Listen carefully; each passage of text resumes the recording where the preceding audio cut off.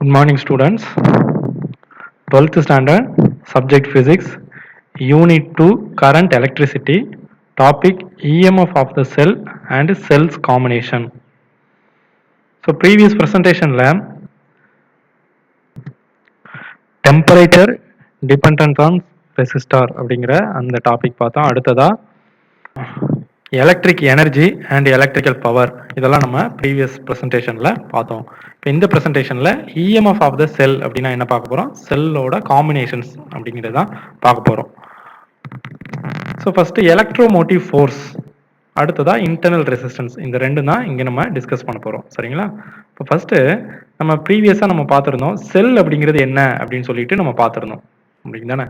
செல் அப்படிங்கிறது ஒரு டிவைஸ். அந்த டிவைஸ் என்ன பண்ணும் அப்படின்னா கெமிக்கல் எனர்ஜியை எலக்ட்ரிக்கல் எனர்ஜியை கன்வெர்ட் பண்ணும். அதாவது கெமிக்கல் ரியாக்ஷன்ஸ் மூலமாக எலக்ட்ரிக்கல் கரண்ட்டை அது ப்ரொடியூஸ் பண்ணும். அதை தான் நம்ம என்ன சொல்லுவோம் அப்படின்னா செல் அப்படின்னு சொல்லுவோம். இப்போ இங்கே ஒரு செல் என்ன பண்ணுறாங்க அப்படின்னா அதோட எலக்ட்ரோமோட்டிவ் ஃபோர்ஸ், அதாவது இஎம்எஃப் அப்படின்னா என்ன அப்படிங்கிறத இங்கே நம்ம டிஸ்கஸ் பண்ண போகிறோம். இப்போ எலக்ட்ரோமோட்டிவ் ஃபோர்ஸ் அப்படிங்கிறது என்ன அப்படின்னு பார்த்தீங்க அப்படின்னா அது ரியலாக ஒரு ஃபோர்ஸ். இதில் இந்த வேர்ட்லேயே நீங்கள் பார்த்தீங்கன்னா எலக்ட்ரோமோட்டிவ் ஃபோர்ஸ் அப்படின்னு கொடுத்துருப்பாங்க. பட் ரியலாக அது ஒரு ஃபோர்ஸ் கிடையாது. உண்மையிலே அது என்ன பண்ணுது அப்படின்னா, இப்போ நீங்கள் அந்த எலக்ட்ரிக் செல் பார்த்தீங்க அப்படின்னா தெரியும், இங்கே ஒரு டெர்மினல் பாசிட்டிவ் டெர்மினல், இங்கே ஒரு நெகட்டிவ் டெர்மினல் இருக்கா. இந்த ரெண்டு டெர்மினல்ஸ்க்கு இடையில இருக்கக்கூடிய அந்த பொட்டான்ஷியல் டிஃபரன்ஸை இன் டேர்ம்ஸ் ஆஃப் வோல்ட்டில் டிஸ்கிரைப் பண்ணுறதா நம்ம என்ன சொல்கிறோம் அப்படின்னா இஎம்எஃப் அப்படின்னு சொல்கிறோம். சரிங்களா? அப்போ எலக்ட்ரோமோட்டிவ் ஃபோர்ஸ் அப்படிங்கிறது இஸ் நாட் அ ஃபோர்ஸ். அது ஒரு ஃபோர்ஸ் கிடையாது. ரியலாக அது ஒரு ஃபோர்ஸ்னு சொல்லக்கூடாது. பட் அந்த வேர்ட் அப்படி இருக்குது, எலக்ட்ரோமோட்டிவ் ஃபோர்ஸ் அப்படின்னு சொல்லிட்டு இருக்கு. உண்மையிலே அது என்ன பண்ணுது, ஒரு பேட்டரியோ இல்லை ஒரு செல்லோட டூ டெர்மினல்ஸ்க்கு இடையில இருக்கக்கூடிய அந்த பொட்டான்ஷியல் டிஃபரன்ஸை இன் டேர்ம்ஸ் ஆஃப் வோல்ட்டில் டிஸ்கிரைப் பண்ணுறதா நம்ம என்ன சொல்கிறோம் EMF or electromagnetic force அப்படின்னு சொல்கிறோம். சரிங்களா? இப்போ இங்கே நீங்கள் கவனிச்சிங்கன்னா தெரியும், ஒரு பேட்டரி இருக்குது. இந்த பேட்டரியோட ரெண்டு டெர்மினல்ஸ், இது பாசிட்டிவ் டெர்மினல், இது நெகட்டிவ் டெர்மினல் இருக்குது. இந்த ரெண்டு டெர்மினல்ஸ்க்கு இடையில இருக்கக்கூடிய பொட்டான்ஷியல் டிஃபரன்ஸை நம்ம ஒரு மல்டிமீட்டர் யூஸ் பண்ணி மெஷர் பண்ணுறாங்க. அப்படி மெஷர் பண்ணும்பொழுது இந்த ரெண்டு டெர்மினல்ஸ்க்கு இடையில இருக்கக்கூடிய அந்த பொட்டான்ஷியல் டிஃபரன்ஸை இங்கே மெஷர் பண்ணி காட்டுறாங்க 1.5 வோல்ட் அப்படின்னு சொல்லிட்டு. இந்த 1.5 வோல்ட் அப்படிங்கிறது தான் இந்த செல்லோட இஎம்எஃப். அந்த இஎம்எஃப் அப்படிங்கிறது வேற ஒன்றும் இல்லை, இது இந்த செல்லோட ரெண்டு டெர்மினல்ஸ்க்கு இடையில இருக்கக்கூடிய பொட்டன்ஷியல் டிஃபரன்ஸ். நீங்கள் ஒரு செல்லெல்லாம் நீங்கள் வாங்கி பார்த்தீங்க அப்படின்னா அதுலேயே மென்ஷன் பண்ணியிருப்பாங்க பொட்டன்ஷியல் டிஃபரன்ஸ் அப்படின்னு போட்டு என்ன போட்டிருப்பாங்க 1.5 வோல்ட் போட்டிருப்பாங்க, 3 வோல்ட் போட்டிருப்பாங்க. சரிங்களா? எங்கெல்லாம் உங்களுக்கு செல் நீங்கள் யூஸ் பண்ணுறீங்களோ அந்த செல்லை எடுத்து பார்த்தீங்கன்னா அதோட டூ டெர்மினல்ஸ்க்கு இடையில இந்த பொட்டன்ஷியல் டிஃபரன்ஸை மெஷர் பண்ணியிருப்பாங்க. இந்த பொட்டன்ஷியல் டிஃபரன்ஸ் தான் நம்ம என்னென்னு எடுத்துக்கிறோம் இஎம்எஃப் அப்படின்னு சொல்லி எடுத்துருக்கிறோம். அப்போ இஎம்எஃப் அப்படிங்கிறத நம்ம எந்த சிம்பிளால டினோட் பண்ணுறோம் அப்படின்னா சை அப்படிங்கிற இந்த சிம்பிளால டினோட் பண்ணுறோம். ப்ரொனவுன்சியேஷன் பாருங்க, சை எக்ஸ்ஐ அப்படின்னு சொல்லிட்டு சை அப்படின்னு சொல்லி ப்ரொனவுன்சியேஷன் பண்ணுவோம். சரிங்களா? இப்போ இந்த செல் அப்படின்னு சொல்லும்போது அதோட சேர்ந்து இன்டர்னல் ரெசிஸ்டன்ஸ் அப்படின்னு ஒரு டேர்ம்ஸ் நம்ம பார்க்கணும். இன்டர்னல் ரெசிஸ்டன்ஸ்னா என்ன? ஒன்றும் இல்லை, இப்போ இந்த செல்லில் கெமிக்கல் ரியாக்ஷன்ஸ் மூலமாக தான் இங்கே பொட்டன்ஷியல் டிஃபரன்ஸ் கிரியேட் ஆகுது. அப்போது இந்த பாசிட்டிவ் டெர்மினலுக்கும் நெகட்டிவ் டெர்மினல்ஸ் இது ரெண்டுக்கும் இடையில இந்த எலக்ட்ரோலைட்ல இருந்து நிறைய சார்ஜஸ் மூவ் ஆகும். சரிங்களா? இந்த எலக்ட்ரோலைட் சொல்யூஷனுக்குள்ளே பார்த்தீங்க அப்படின்னா நிறைய சார்ஜஸ் மூவிங்கில் இருக்கும். அந்த சார்ஜ் கேரியர்ஸ்லாம் மூவிங்கில் இருக்கும் பொழுது இந்த எலக்ட்ரோலைட் என்ன பண்ணும் அப்படின்னா அந்த சார்ஜ் கேரியர்ஸை மூவ் பண்ண விடாமல் அப்போஸ் பண்ணும். சரிங்களா? ஈஸியாக ஃப்ரீயாக மூவ் ஆக விடாமல் அப்போஸ் பண்ணும். அந்த அப்போஸ் பண்ணக்கூடிய அந்த கேரக்டர் அதை தான் என்ன சொல்கிறாங்க அப்படின்னா இன்டர்னல் ரெசிஸ்டன்ஸ் அப்படின்னு சொல்கிறாங்க. ஓகேவா? ஏற்கனவே ரெசிஸ்டன்ஸ் அப்படின்னா உங்களுக்கு தெரியும் என்னென்னா அப்போஸ் பண்ணுறது, அதை தான் ரெசிஸ்டன்ஸ் அப்படின்னு சொல்லுவாங்க. கரண்ட் ஒரு கண்டக்டரில் பாஸ் ஆகிறத அப்போஸ் பண்ணுச்சுன்னா அதை ரெசிஸ்டன்ஸ் அப்படின்னு சொல்லுவோம். இங்கே ஒரு செல்லுக்குள்ள அதில் இருக்கக்கூடிய எலக்ட்ரோலைட் என்ன பண்ணும் அப்படின்னா அதில் சார்ஜஸ் மூவ் ஆகிறத ஃப்ரீ ஃப்ளோவாக அலோவ் பண்ணாது, கொஞ்சம் ரெசிஸ்ட் பண்ணும். அந்த ரெசிஸ்டன்ஸை என்ன சொல்கிறாங்க அப்படின்னா இன்டர்னல் ரெசிஸ்டன்ஸ் அப்படின்னு சொல்கிறாங்க. ஏன் இன்டர்னல் ரெசிஸ்டன்ஸ் சொல்கிறாங்கன்னா இந்த ரெசிஸ்டன்ஸ் எது உள்ள இருக்கு, அந்த செல்லுக்கு உள்ளேயே ரெசிஸ்ட் பண்ணுது. சரிங்களா? அதனால இதை என்ன சொல்றோம் இன்டர்னல் ரெசிஸ்டன்ஸ் அப்படின்னு சொல்றோம். அதே மாதிரி இதை ஸ்மால் ஆர் அப்படிங்கிற லெட்டரால இண்டிகேட் பண்ணுவாங்க. கேபிட்டல் ஆர் அப்படின்னா ரெசிஸ்டன்ஸ் அப்படின்னு சொல்லுவோம். இன்டர்னல் ரெசிஸ்டன்ஸ் அப்படிங்கிறதுனால இதை ஸ்மால் ஆர் அப்படின்னு சொல்லி நம்ம மென்ஷன் பண்றோம். இப்போ ஒரு ஃப்ரெஷ்ஷா ப்ரிப்பேர் பண்ண ஒரு செல்லுக்கு இன்டர்னல் ரெசிஸ்டன்ஸ் எப்படி இருக்கும் அப்படின்னு பார்த்தோம் அப்படின்னா அதோட வேல்யூ ரொம்ப லோவாக தான் இருக்கும். சரிங்களா? a freshly prepared cell has low internal resistance. அதுக்கு internal resistance ரொம்ப கம்மியா தான் இருக்கும். அடுத்ததா increasing with aging. இப்போ அந்த செல்லை நான் ரொம்ப நாள் யூஸ் பண்ணிக்கிட்டே இருக்கிறேன். இப்போ என்ன ஆக ஆரம்பிக்கும், இன்டர்னல் ரெசிஸ்டன்ஸோட வேல்யூ ஹை ஆகி இதில் எங்கேயுமே சார்ஜஸ் மூவ் ஆக முடியாமல் பிளாக் பண்ண ஆரம்பிச்சிடும். அப்போ இன்டர்னல் ரெசிஸ்டன்ஸ் அதிகமாகிடுச்சுன்னா வெளியில் வரக்கூடிய அந்த பொட்டன்ஷியல் டிஃப்ரென்ஸோட வேல்யூவும் கம்மியாகிட்டே போகும். அப்போ ஒரு பர்டிகுலர் ரேஞ்சுக்கு அப்புறம் இந்த செல்லை நம்மளால் என்ன பண்ண முடியாது, யூஸ் பண்ண முடியாது. ஏன் அப்படின்னா இதில் இன்டர்னல் ரெசிஸ்டன்ஸ் வேல்யூ இன்க்ரீஸ் ஆகி அது பொட்டன்ஷியல் டிஃப்ரென்ஸோட வேல்யூவை அஃபெக்ட் பண்ணுது. அதனால் நம்ம அதுக்கு மேலே நம்ம என்ன பண்ண முடியாது, அந்த செல்லை யூஸ் பண்ண முடியாது. நம்ம உடனே என்ன பண்ணிடுறோம், அந்த செல்லை தூர போட்டுட்டு வேற புது செல் நம்ம யூஸ் பண்ணிக்கிறோம். சரிங்களா? இப்போ ஒரு ஐடியல் செல்லா இருந்துச்சு அப்படின்னா அதோட இன்டர்னல் ரெசிஸ்டன்ஸ் எப்படி இருக்கும் அப்படின்னு பார்த்தோம் அப்படின்னா, ஒரு ஐடியல் செல் அப்படின்னா அதோட இன்டர்னல் ரெசிஸ்டன்ஸ் ரொம்ப ரொம்ப எப்படி இருக்கும், கம்மியா இருக்கும். சரிங்களா? ஏன்னா ஐடியல் பேட்டரி அப்படின்னு எடுத்துக்கிட்டோம்னா 0 இன்டர்னல் ரெசிஸ்டன்ஸ் தான் அதுக்கு இருக்கும். சரிங்களா? அப்போ இதுல 2 மார்க்ஸ் கேட்பாங்க. எப்படி கேட்பாங்க அப்படின்னா, what is internal resistance of the cell அப்படின்னு கேட்பாங்க. இப்போ இன்டர்னல் ரெசிஸ்டன்ஸ்னா நீங்க இதே டெஃபினிஷனே எழுதிடலாம். என்ன அப்படின்னா, a real battery is made up of electrodes and electrolyte. There is a resistance to flow the charges with the battery. This resistance is called internal resistance R அப்படின்னு சொல்றாங்க. சரிங்களா? அப்போ ரியல் பேட்டரி அப்படின்னா நம்ம எடுத்துக்கக்கூடிய ஒரு உண்மையான பேட்டரி அப்படின்னா அதோட டெர்மினலுக்கு இடையில இருக்கக்கூடிய வோல்டேஜ் அதுவும் இஎம்எஃப் ஆஃப் த பேட்டரியும் ரெண்டு எப்படி இருக்காது, ஈக்குவலா இருக்காது. ஏன் அப்படின்னா இப்போ இந்த செல்லை தான் எடுத்துக்கிறாங்கன்னா இதில் மென்ஷன் பண்ணியிருப்பாங்க 1.5 வோல்ட்னு மென்ஷன் பண்ணியிருப்பாங்க. பட் நம்ம இதை மெஷர் பண்ணி பார்த்தோம்னா நமக்கு 1.5 வோல்ட்டை விட என்ன இருக்கும், கம்மியாக தான் இருக்கும். ஏன் கம்மியாக இருக்குது அப்படின்னா due to the internal resistance. சரிங்களா? இப்போ இதுக்கு அடுத்ததா ஒரு செல்லோட இன்டர்னல் ரெசிஸ்டன்ஸை எப்படி கால்குலேட் பண்ணுறது, determination of internal resistance of the cell. அப்போ நம்ம கால்குலேட் பண்ணக்கூடிய ரெசிஸ்டன்ஸ், அந்த இன்டர்னல் ரெசிஸ்டன்ஸ் எதுக்கு கால்குலேட் பண்ண போகிறோம், ஒரு செல், அந்த செல்லை தான் இங்கே எடுத்துருக்காங்க. இங்கே ஆர் அப்படின்னு ஒரு ரெசிஸ்டார் போட்டு ஸ்மால் ஆர் மென்ஷன் பண்ணியிருக்காங்க. இந்த ஆர் அப்படிங்கிறது வேற ஒன்றும் இல்லை, இந்த செல்லோட இன்டர்னல் ரெசிஸ்டன்ஸ். சரிங்களா? எக்ஸ்டர்னலாக நம்ம எதுவும் ரெசிஸ்டன்ஸ் கனெக்ட் பண்ணலை, இந்த செல்லோட இன்டர்னல் ரெசிஸ்டன்ஸ். அதை சிம்பாலிக்கா இந்த மாதிரி ஒரு ரெசிஸ்டார் கனெக்ட் பண்ணியிருக்கிற மாதிரி காட்டியிருக்கிறாங்க. சரிங்களா? இப்போ இந்த செல்லோட இஎம்எஃப் நம்ம என்ன எடுத்துப்போம், சை அப்படின்னு சொல்லி எடுத்திருப்போம். இப்போ இந்த செல்லோட ரெண்டு டெர்மினல்ல நான் என்ன பண்ணியிருக்கேன், ஒரு வோல்ட் மீட்டரை கனெக்ட் பண்ணியிருக்கேன். இப்போ இந்த வோல்ட் மீட்டர் என்ன பண்ணும், இந்த செல்லோட ரெண்டு டெர்மினல்ஸ்க்கு இடையில இருக்கக்கூடிய பொட்டான்ஷியல் டிஃபரன்ஸை இது மெஷர் பண்ணி காட்டும். சரிங்களா? இப்போ ஒரு ஐடியல் செல்லா இருந்தா மட்டும்தான் சையோட வேல்யூவும் வியோட வேல்யூவும் எப்படி இருக்கும், ஈக்குவலா இருக்கும். மற்ற நேரத்தில் சையோட வேல்யூ எப்போதுமே எப்படி இருக்கும், கிரேட்டர் தென் வி. இது ரெண்டுக்கு இடையில இருக்கக்கூடிய பொட்டன்ஷியல் டிஃபரன்ஸ் கம்மியாக தான் இருக்குது, எதை விட, சையை விட கம்மியாக தான் இருக்கும். ஏன் அப்படின்னா due to the internal resistance. சரிங்களா? இப்போ அதை தான் நம்ம கால்குலேட் பண்ண போகிறோம். இந்த செல்லுக்கு எவ்வளோ இன்டர்னல் ரெசிஸ்டன்ஸ் இருக்குது. அப்போ நான் என்ன பண்ணுறேன், இந்த வோல்ட் மீட்டர் இருக்குல்ல, இதுக்கு பேரலாக ஒரு ரெசிஸ்டன்ஸை நான் கனெக்ட் பண்ணுறேன். ஆர் அப்படின்னு சொல்லக்கூடிய ரெசிஸ்டன்ஸ் இருக்கக்கூடிய ஒரு ரெசிஸ்டன்ஸை கனெக்ட் பண்ணுறேன். இப்போ வோல்டேஜ் அக்ராஸ் த ரெசிஸ்டார் அதை நம்ம என்னென்னு எடுத்துக்கலாம், வி அப்படின்னு சொல்லி எடுத்துக்கலாம். இதைத்தான் இங்கே இதில் கொடுத்துருக்குறாங்க. சரிங்களா? அதாவது இஎம்எஃப் ஆஃப் த செல் சை அப்படின்னு சொல்லி நம்ம கொடுத்துட்டோம். அதோட என்ன பண்ணுறாங்க, ஹை ரெசிஸ்டன்ஸ் வோல்ட் மீட்டர் அதோட கனெக்ட் பண்ணியிருக்காங்க. அடுத்ததா செகண்ட் டயக்ராமில் ஒரு எக்ஸ்டர்னல் ரெசிஸ்டன்ஸ் ஆரை அதோட கனெக்ட் பண்ணியிருக்கிறோம். சரிங்களா? இப்போ என்ன பண்ணும், அந்த high voltmeter reading gives the EMF of the cell அப்படின்னு சொல்லி கொடுத்துருக்குறாங்க. இந்த வோல்ட் மீட்டர் எதை ரீட் பண்ணும் அப்படின்னா இந்த செல்லோட இஎம்எஃப் ரீட் பண்ணும் அப்படின்னு சொல்லியிருக்காங்க. இப்போ நான் எக்ஸ்டர்னல் ரெசிஸ்டன்ஸ் ஆரையும் இந்த சர்க்கியூட்டோட இன்க்ளூட் பண்ணுறேன். அப்போ இன்க்ளூட் பண்ணும்பொழுது அதில் கரண்ட் பாஸ் ஆக ஆரம்பிக்கும். அப்போ இதில் கரண்ட் இப்போ பாஸ் ஆகுமா அப்படின்னா இதில் கரண்ட் பாஸ் ஆகாது. இதை ஒரு ஓப்பன் சர்க்கியூட்டாக நம்ம எடுத்திருப்போம். சரிங்களா? இதில் மட்டும்தான் இங்கே ஒரு எக்ஸ்டர்னல் ரெசிஸ்டன்ஸ் கனெக்ட் பண்ண உடனே தான் இதில் கரண்ட் பாஸ் ஆகும். இப்போ இதில் ஐங்கிற கரண்ட் பாஸ் ஆகுது.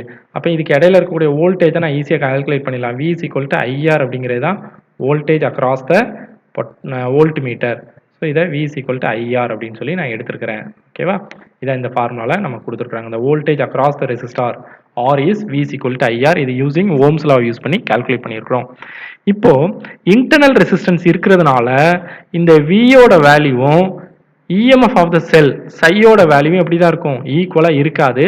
எது லெஸ் தென்னாக இருக்கும் அப்படின்னா வியோட வேல்யூ லெஸ் தென்னாக இருக்கும் அப்படின்னு சொல்லியிருக்காங்க. அப்போ வியோட வேல்யூ பாருங்கள் எவ்வளோ, வி இஸ் ஈக்குவல்னு போட்டிருக்காங்க. ஆனால் சைக்கு ஈக்குவல் கிடையாது. சைல இருந்து இந்த ஐஆர் அப்படிங்கிற இந்த டேமை மைனஸ் பண்ணால் மட்டும்தான் வியும் சையும் எப்படி இருக்கும், ஈக்குவலாக இருக்கும். இப்போ இதிலிருந்து நம்ம என்ன தெரிஞ்சுக்கலாம் அப்படின்னா V value is less than psi value. அப்போ இஎம்எஃப் ஆஃப் த செல் அதிகமாக இருக்கும், ஓகேவா? ஆனால் அதுக்கு இடையில இருக்கக்கூடிய பொட்டன்ஷியல் டிஃபரன்ஸ் அது டிஃப்ரெண்ட்டாக இருக்கும், கம்மியாக இருக்கும், ஓகேவா? அதான் இங்கே கொடுத்துருக்காங்க. இப்போ இதில் இருந்து நான் என்ன பண்ணுறேன், ஐஆரோட வேல்யூ கால்குலேட் பண்ணுறேன். அப்போ ஐஆருங்கிற அந்த டேம் மட்டும் இங்கே வச்சுட்டு சை வேல்யூவை அந்த சைடு எடுத்துகிட்டு போகிறேன். அப்போ ஏற்கனவே இங்கே இல்லை இந்த சையை வச்சுக்கோங்க, ஐஆரை மட்டும் அந்த சைடு எடுத்துகிட்டு போங்க. மைனஸ் ஐஆர் அங்கே போகும்போது என்ன ஆகும், ப்ளஸ் ஐஆர்னு மாறிடும், சரிங்களா? அப்போது வி ப்ளஸ் ஐஆர் அப்படின்னு சொல்லியிருக்கும். எனக்கு இந்த வி அந்த சைடு எடுத்துகிட்டு வரணும். அப்போ வி அந்த சைடு எடுத்துட்டோம்னா இங்கே ப்ளஸில் இருக்குது, அந்த சைடு வரும்போது மைனஸில் வந்துடும். அப்போ ஐஆரோட வேல்யூ சை மைனஸ் வி அப்படின்னு சொல்லி கால்குலேட் பண்ணியாச்சு. இப்போது இந்த ஈக்குவேஷனையும் 2.36ங்கிற இந்த ஈக்குவேஷனையும் இந்த வி ஈக்குவல் டு ஐஆர் அப்படிங்கிற இதையும் நான் என்ன பண்ண போகிறேன், டிவைட் பண்ண போகிறேன். டிவைட் பண்ணுங்க. இங்கேயும் ஐஆர் இருக்கு. ஸோ ஐஆருங்கிறது லெஃப்ட் ஹேண்ட் சைடில் எழுதிட்டேன். இங்கே என்ன இருக்கு அப்படின்னா ஐஆர் அப்படின்னு சொல்லியிருக்கு. ஸோ அந்த ஐஆரை இங்கே எழுதிக்கிறேன். அடுத்து இங்கே ரைட் ஹேண்ட் சைடில் சை மைனஸ் வி இருக்கு. இங்கே பாருங்க வி இருக்கு. ஸோ இதை வி அப்படின்னு சொல்லி எழுதிக்கிறோம். இதில் எதெல்லாம் கேன்சல் ஆகும், இங்கேயும் ஐ இருக்கு, இங்கேயும் ஐ இருக்கு, கேன்சல் ஆயிரும். அப்போ R divided by R psi minus V divided by வின்னு இருக்கும். இதுல இருந்து எனக்கு ஆறுங்கிற இந்த டேம் தான் வேணும். ஸோ ஆறுங்கிற இந்த டேம் மட்டும் வச்சுட்டு ரிமைனிங் ஆர் அந்த சைடு எடுத்துட்டு போறேன். கிராஸ் மல்டிப்ளிகேஷன் பண்ணீங்கன்னா இங்கே டிவைடர்ல இருக்கிறது அங்கே போகும்போது மல்டிப்ளிகேஷனாக மாறிடும்.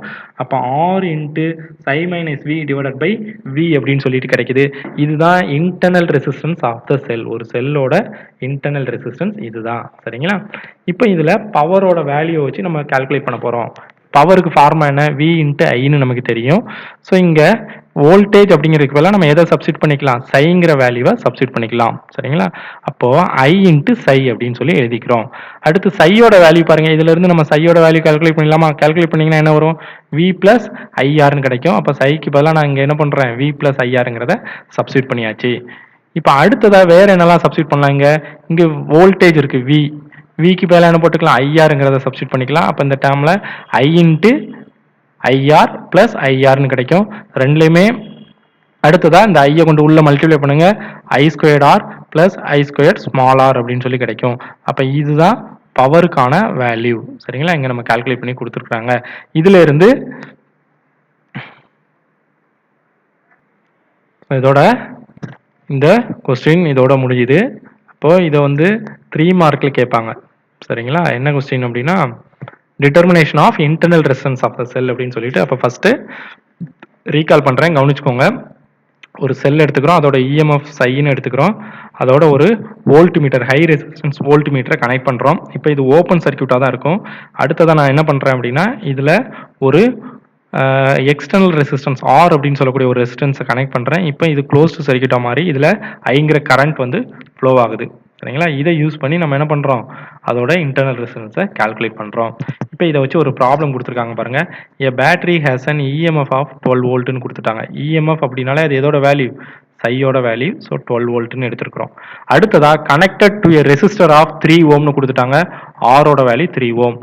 The current in the circuit is 3.93 ampere. ஐயோட வேல்யூ கொடுத்துட்டாங்க. என்ன கால்குலேட் பண்ண சொல்லியிருக்காங்க, calculate a terminal voltage and the internal resistance of the battery. முதல்ல terminal voltage calculate பண்ண சொல்லியிருக்காங்க. அப்போ terminal voltageனா என்ன அப்படின்னா வேற ஒன்றும் இல்லை, அந்த ரெசிஸ்டர்ஸ்க்கு அந்த terminal voltage of the battery is equal to the voltage drop across the resistor. அந்த ரெசிஸ்டாருக்கு அக்ராஸ்ல ப்ரொடியூஸ் ஆகக்கூடிய வோல்டேஜ் அதை எப்படி கால்குலேட் பண்ணலாம், ஓம்ஸ் லா யூஸ் பண்ணி V ஈக்குவல் டு ஐஆர்ங்கிற ஃபார்முலா யூஸ் பண்ணி கால்குலேட் பண்ணிடலாம். அடுத்ததா power delivered by the battery and power delivered to the resistor. Battery எவ்வளோ பவரை டெலிவர் பண்ணுது, ரெசிஸ்டார்ஸுக்கு எவ்வளோ பவர் டெலிவர் ஆகுது, இதை தான் நம்ம கால்குலேட் பண்ணணும். அப்போ ஃபர்ஸ்ட் நான் அதோட டெர்மினல் வோல்டேஜ் கால்குலேட் பண்ண போறேன். டெர்மினல் வோல்டேஜ் எதுக்கு ஈக்குவல்னு சொல்லிட்டாங்க, வோல்டேஜ் டிராப் அக்ராஸ் த ரெசிஸ்டாருக்கு equal. So V equal to IR formula use பண்றேன். ஐ அப்படிங்கிறது அதில் பாஸ் ஆகக்கூடிய கரண்ட், ஆர் அப்படிங்கிறது அந்த ரெசிஸ்டாரோட ரெசிஸ்டன்ஸ், அது 3ன்னு கொடுத்துட்டாங்க, சரிங்களா? இப்போ இது ரெண்டே மல்டிப்ளை பண்ண 11.79 வோல்ட்னு கிடைக்குது. இதுதான் டெர்மினல் வோல்டேஜ், சரிங்களா? அடுத்ததா செகண்ட் இது என்ன கால்குலேட் பண்றாங்க, internal resistance of the battery. அப்போ இன்டர்னல் ரெசிஸ்டன்ஸ்க்கு ஃபார்முலா டைரக்ட் ஃபார்முலாவே இருக்கு, small R is equal to psi minus V divided by V into ஆர்னு இருக்கு. அப்போ சையோட வேல்யூ இஎம்எஃப் எவ்வளவு 12 அப்படின்னு சொல்லி நம்ம கால்குலேட் பண்ணியிருக்கிறோம். ஆனால் டெர்மினல் வோல்டேஜ் எவ்வளோ தான் கிடைச்சிருக்கு நமக்கு 11.79 தான் கிடைச்சிருக்கு. டிவைடட் பை 11.79 இன்ட்டு 3 அப்படின்னு போடுறோம். இதை சிம்பிளிஃபை பண்ணிங்கன்னா உங்களுக்கு 0.05 ஓம்னு கிடைச்சிருக்கு. இதுதான் internal resistance of the cell அப்படின்ட்டு. அடுத்து power delivered by the battery. அப்போ பவருக்கு நம்ம ஃபார்முலா பார்த்துருக்கோம், P = VIன்னு சொல்லிட்டு. இங்கே விக்கு பதிலாக நம்ம எதை யூஸ் பண்ணிக்கணும், சைங்கிற வேல்யூவை யூஸ் பண்ணிக்கணும். அப்போ ஐக்கு பதிலாக 3.93, சையோட வேல்யூ 12, அப்போ 47.1 வாட்னு கிடைக்குது. இது power delivered by the battery. அடுத்து பவர் டெலிவர்டு டு த ரெசிஸ்டார்னு பார்க்கும்போது இங்கே ரெசிஸ்டார்ஸுக்கான பவர் ஃபார்முலா எழுதணும். இப்போ P = I²R அப்படின்னு சொல்லி எழுதிக்கலாம். அப்படி நீங்கள் கால்குலேட் பண்ணிங்கன்னா 46.3ன்னு கிடைக்குது. அப்போ பேட்டரி ப்ரொடியூஸ் பண்ணக்கூடிய பவர் இது, ரெசிஸ்டாருக்கு வரக்கூடிய பவரோட வேல்யூ இது. இது ரெண்டுக்கு இடையில உள்ள டிஃபரன்ஸ் பார்த்தீங்க அப்படின்னா 0.772 வாட்ஸ்னு கிடைக்குது. This power is deliver to the terminal resistance and cannot be used to do useful work. இது வந்து ரெசிஸ்டன்ஸ் ப்ரொடியூஸ் பண்ணக்கூடிய பவர், அதாவது வேஸ்ட் ஆகக்கூடிய பவர். சரிங்களா, இதை நம்ம என்ன பண்ண முடியாது, யூஸ் பண்ண முடியாது. சரிங்களா, இது ஹீட், இன் டேர்ம்ஸ் ஆஃப் ஹீட்டா இது ரிலீஸ் ஆகும். சரிங்களா, இப்போ இதுக்கு அடுத்ததான் இப்போ நம்ம செல் அப்படிங்கிறது பற்றி தான் ஃபுல்லாக பார்த்துக்கிட்டு இருக்கோம். ஒரு செல்லு அப்படிங்கிறது கெமிக்கல் ரியாக்ஷன்ஸ் மூலமாக எலக்ட்ரிசிட்டியை ப்ரொடியூஸ் பண்ணக்கூடிய ஒரு டிவைஸ்னு பார்த்தோம். அதோட இன்டர்னல் ரெசிஸ்டன்ஸ் கால்குலேட் பண்ணோம். இப்போது காம்பினேஷன் ஆஃப் ரெசிஸ்டார்ஸ் பார்த்த மாதிரி செல்ஸை காம்பினேஷனாக கனெக்ட் பண்ணோம்னா அதோட இஎம்எஃப் வேல்யூ இன்க்ரீஸ் ஆகுமா இல்லை டிக்ரீஸ் ஆகுமா, அதோட இன்டர்னல் ரெசிஸ்டன்ஸ் வேல்யூ இன்க்ரீஸ் ஆகுமா டிக்ரீஸ் ஆகுமா, இதைத்தான் நம்ம பார்க்க போகிறோம். இப்போ ஃபர்ஸ்ட் என்ன கால்குலேட் பண்ண போகிறோம், செல்ஸ் இன் சீரீஸ் அப்படிங்கிற இந்த டாபிக் பார்க்குறோம். இப்போ இதில் பாருங்கள், ஒரு 3 செல் எடுத்துருக்குறாங்க. 1.5 வோல்ட் இருக்கக்கூடிய மாதிரி ஒரு 3 செல். இந்த 3 செல்லை எப்படி கனெக்ட் பண்ணியிருக்காங்க, இன் டேர்ம்ஸ் ஆஃப் சீரீஸாக கனெக்ட் பண்ணியிருக்காங்க. Cells in series. சரிங்களா, அப்போ அப்படி சீரீஸாக கனெக்ட் பண்ணும்போது உங்களுக்கு தெரியும் எப்படின்னா, இங்கே பாசிட்டிவ் இருக்கும், இங்கே நெகட்டிவ் இருக்கும். அடுத்த செல்லோட பாசிட்டிவையும் நெகட்டிவ் இந்த மாதிரி மாறி மாறி என்ன பண்ணியிருப்பாங்க, கனெக்ட் பண்ணியிருப்பாங்க. ஸோ இதுதான் கொடுத்துருக்காங்க. இப்போ இதில் இது ஒரு பாசிட்டிவ் டெர்மினலாக இருக்கும், இது ஒரு நெகட்டிவ் டெர்மினல். இது ரெண்டுலையும் என்ன பண்ணியிருக்காங்க, ஒரு பல்போட கனெக்ட் பண்ணி விட்டுருக்காங்க. இந்த சர்க்கியூட்டை தான் என்ன சொல்கிறோம், செல்ஸ் இன் சீரீஸ் காம்பினேஷன். இது ஸ்கீமேட்டிக் டயக்ராம். சர்க்கியூட் டயக்ராம் பார்த்தீங்கன்னா இந்த மாதிரி இருக்கும். ஒவ்வொரு செல்லும் எப்படி இருக்குது, சீரீஸ் காம்பினேஷனோட கனெக்ட் பண்ணியிருக்காங்க. சரிங்களா, ஒரு ரெசிஸ்டார். இந்த ரெசிஸ்டார் அப்படிங்கிறது நம்ம என்னது, பல்பாக இருக்கலாம், இல்லை வேறு ஏதோ ஒரு டிவைஸாக கூட இருக்கலாம். இப்போ இந்த ஒவ்வொரு செல்லோட இஎம்எஃப்பும் ஈக்குவலாக இருக்குது. அதனால தான் சைன்னு எல்லாமே ஈக்குவலாக கொடுத்துருக்குறாங்க. இப்போ இதில் பாஸ் ஆகக்கூடிய கரண்ட்டை ஐன்னு எடுத்துருக்குறோம். ஒவ்வொரு செல்லோட இன்டர்னல் ரெசிஸ்டன்ஸையும் ஸ்மால் ஆர்னு எடுத்துக்கிறாங்க. சரிங்களா, இப்போ நம்ம இதுல இருந்து என்னெல்லாம் கால்குலேட் பண்ணலாம், ஃபர்ஸ்ட் இதோட டோட்டல் இஎம்எஃப் அதை எப்படி எழுதிக்கிறோம், இது வந்து எல்லாமே சீரீஸ் காம்பினேஷன்ல இருக்கிறதுனால ஒரு செல்லோட இஎம்எஃப் இது 1.5, இதுவும் 1.5, இதுவும் 1.5, இந்த மாதிரி 3 செல்ல கனெக்ட் பண்ணியிருந்தாங்கன்னா டோட்டல் இஎம்எஃப் வேணும் அப்படின்னா நமக்கு 4.5 வோல்ட் கிடைக்கும். சரிங்களா, என்ன பண்ணியிருக்கேன்னா எல்லாத்தையுமே ஆட் பண்ணியிருக்கேன். சரிங்களா, 1.5 + 1.5 + 1.5, அப்போ டோட்டலாக இதோட இஎம்எஃப் என்னது 4.5 வோல்ட். இப்போ நம்ம இங்கே எவ்வளோ செல்ஸை கனெக்ட் பண்ணியிருக்கோம் அப்படின்னா n செல்ஸை கனெக்ட் பண்ணியிருக்கோம். ஸோ n × psi, ஒரு செல்லோட இஎம்எஃபோட எத்தனை செல்ஸை நம்ம கனெக்ட் பண்ணுறோமோ அதோட மல்டிப்ளை பண்ணிக்கணும். அப்போ 1.5 × 3ன்னு நான் போட்டேன், 4.5 கிடைச்சிச்சு. இப்போ n செல்ஸ் கனெக்ட் பண்ணியிருக்கிறதுனால n × psi, இதுதான் அந்த சர்க்கியூட்டோட total EMF of the battery அப்படின்ட்டு. பேட்டரினா வேற ஒன்றும் இல்லை, காம்பினேஷன் ஆஃப் செல்ஸை தான் நம்ம என்ன சொல்லுவோம், பேட்டரி அப்படின்னு சொல்லுவோம். அடுத்து டோட்டல் ரெசிஸ்டன்ஸ் அப்படின்னு கால்குலேட் பண்ண சொல்றாங்க. அப்ப டோட்டல் ரெசிஸ்டன்ஸ்னா முதல்ல இன்டர்னல் ரெசிஸ்டன்ஸையும் எக்ஸ்டர்னல் ரெசிஸ்டன்ஸையும் ஆட் பண்ணிக்கிறோம். டோட்டல் இன்டர்னல் ரெசிஸ்டன்ஸ் அப்படின்னு சொன்னோம்னா நமக்கு என்ன கிடைக்கும், ஒரு செல்லோட இன்டர்னல் ரெசிஸ்டன்ஸ் ஆர். அப்ப இதுல n செல்ஸ் இருக்கு, அப்ப டோட்டல் இன்டர்னல் ரெசிஸ்டன்ஸை nrன்னு எடுத்துக்கலாமா. அடுத்து எக்ஸ்டர்னல் ரெசிஸ்டன்ஸ் என்ன இருக்கு, ஆர்னு இருக்கு, ஸோ பிளஸ் ஆர். அப்போ டோட்டல் ரெசிஸ்டன்ஸ் அப்படின்னு எடுத்துட்டோம்னா n small R plus R அப்படின்னு சொல்லி எடுத்துருக்கலாம். அதுதான் இங்க கொடுத்துருக்குறாங்க, n small R plus R. அடுத்து கரண்ட் கால்குலேட் பண்ண சொல்றாங்க. அப்போ கரண்ட்டுக்கு ஃபார்முலா என்ன, V/R தான் கரண்ட்டுக்கான ஃபார்முலா. ஸோ விங்கிறது டோட்டல் இஎம்எஃப், ஆர் அப்படிங்கிறது டோட்டல் ரெசிஸ்டன்ஸ். இப்போ டோட்டல் இஎம்எஃப் பாருங்க, இங்க நம்ம கால்குலேட் பண்ணியிருக்கிறோம் n psi அப்படின்னு சொல்லிட்டு அதை இங்க சப்ஸ்டிட் பண்ணிக்கலாம். டோட்டல் ரெசிஸ்டன்ஸுக்கு nr + r கால்குலேட் பண்ணியிருக்கிறோம், அதை இங்க சப்ஸ்டிட் பண்ணிக்கிறோம். இதுதான் அந்த சர்க்யூட்ல பாஸ் ஆகக்கூடிய டோட்டல் கரண்டோட வேல்யூ.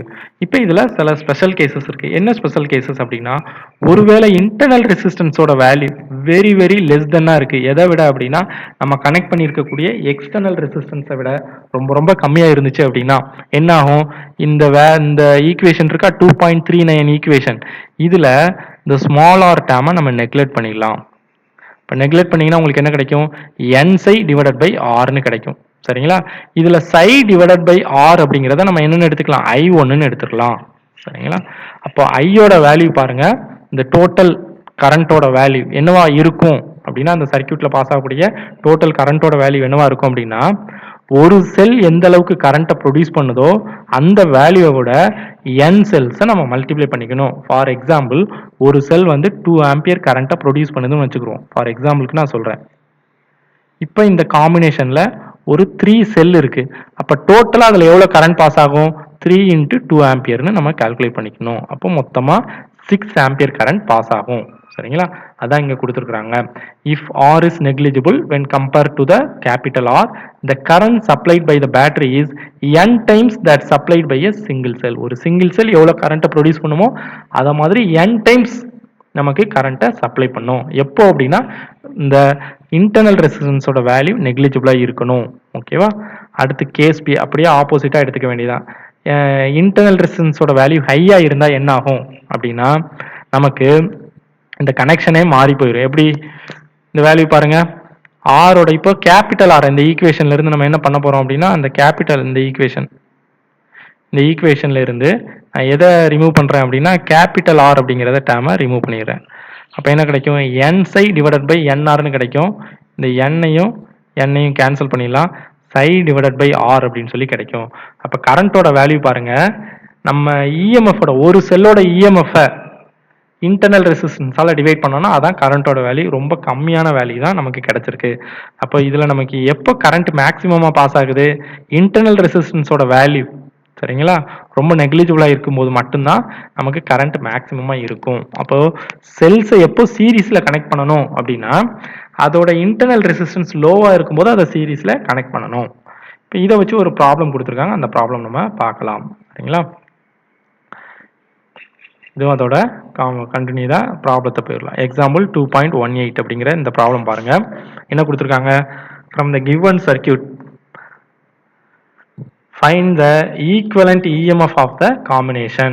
சரிங்களா? அடுத்து equivalent internal resistance, total current, potential difference across the external resistance, potential difference across each cell அப்படின்னு கேட்டிருக்காங்க. இப்போ 9 வோல்ட் செல்லை எப்படி கனெக்ட் பண்ணியிருக்காங்க? சீரிஸ் காம்பினேஷனில் கனெக்ட் பண்ணியிருக்காங்க. எல்லாத்தோட இன்டர்னல் ரெசிஸ்டன்ஸும் சேமாக இருக்குது. 0.1 ஓம்னு இருக்குது. எக்ஸ்டர்னல் ரெசிஸ்டன்ஸ் பாருங்கள் 10 ஓம்னு இருக்குது. இப்போ first equivalent EMF of the combination calculate பண்ண போகிறோம்.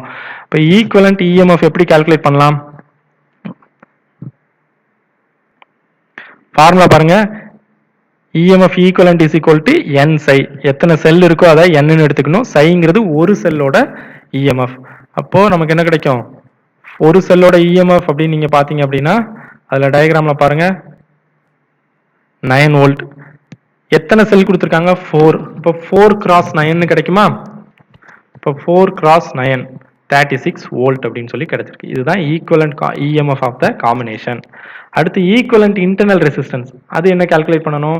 இன்டர்னல் ரெசிஸ்டன்ஸ் n இன்ட்டு ஆர்னு நம்ம எடுத்துப்போம். அப்போ n4, ஆரோட வேல்யூ 0.1, இப்போ 0.4 ஓம்னு கிடைக்குது. ஈக்குவலண்ட் இன்டர்னல் ரெசிஸ்டன்ஸும் கால்குலேட் பண்ணியாச்சு.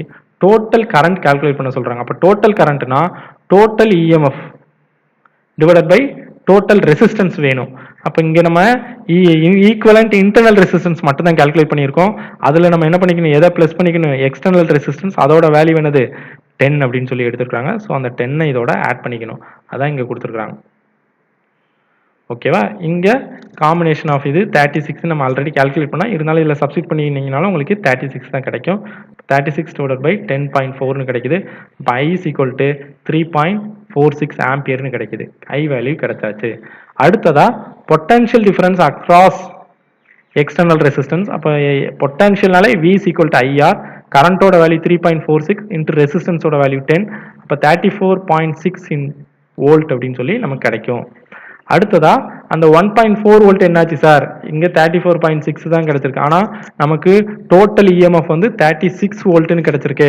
அந்த 1.4 வோல்ட் என்னாச்சு அப்படின்னா அதெல்லாம் எதாயிடுச்சு, இன்டர்னல் ரெசிஸ்டன்ஸ் காரணமா அதெல்லாம் என்ன ஆயிடுச்சு, டிராப் ஆயிடுச்சு.